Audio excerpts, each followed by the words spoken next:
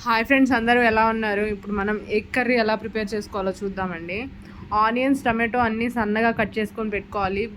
Egg కూడా boil చేసుకొని పెట్టుకోవాలండి. ఒక ప్యాన్ పెట్టుకొని బాగా హీట్ అయ్యాక దాంట్లో ఆయిల్ వేసుకోవాలి.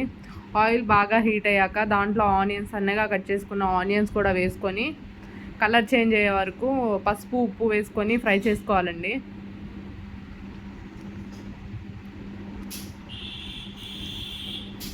లైట్గా పసుపు, కర్రీకి తగినంత ఉప్పు కూడా వేసుకొని బాగా మిక్స్ చేసుకొని దాన్ని ఫ్రై చేసుకోవాలి బాగా కలర్ చేంజ్ అయ్యే వరకు. హాయ్ ఫ్రెండ్స్, ఛానల్ ఎవరన్నా కొత్తగా చూసేవాళ్ళు ఉంటే please like and share, subscribe my channel. మీకు ఏదన్నా రెసిపీ కావాలి అంటే కింద కామెంట్ చేయండి. ఒక 5 మినిట్స్ మగ్గించుకోవాలండి. ఆనియన్స్ మొత్తం ఫ్రై అవ్వాలి.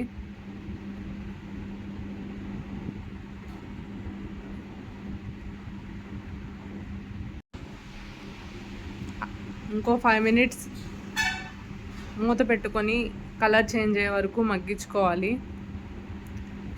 ఇప్పుడు మనం బాగా సన్నగా కట్ చేసుకున్న టొమాటో కూడా దాంట్లో వేసుకొని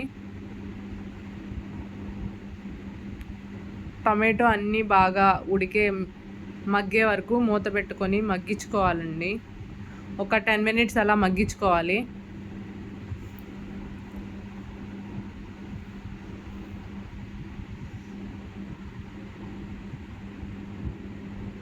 అట్లా మగ్గించుకున్నాక వాటర్ అంతా డ్రై అయిపోయాక, టొమాటోలో వాటర్ అంతా డ్రై అయిపోయాక కారం వేసుకోవాలండి. కారం మనకి స్పైసీగా తింటే కొంచెం ఎక్కువ వేసుకోవచ్చు. నేను నార్మల్గా వేసాను. స్పైసీగా తింటే ఇంకొంచెం వేసుకోవచ్చండి. బాగా మిక్స్ చేసుకొని ఒక 10 మినిట్స్ మూత పెట్టుకొని మగ్గించుకోవాలి.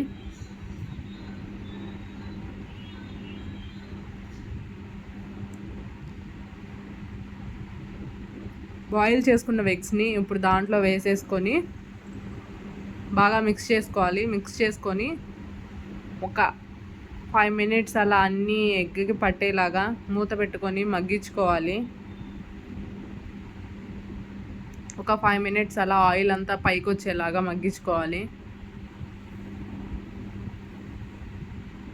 అంతేనండి, ఎగ్ కర్రీ అయిపోయింది.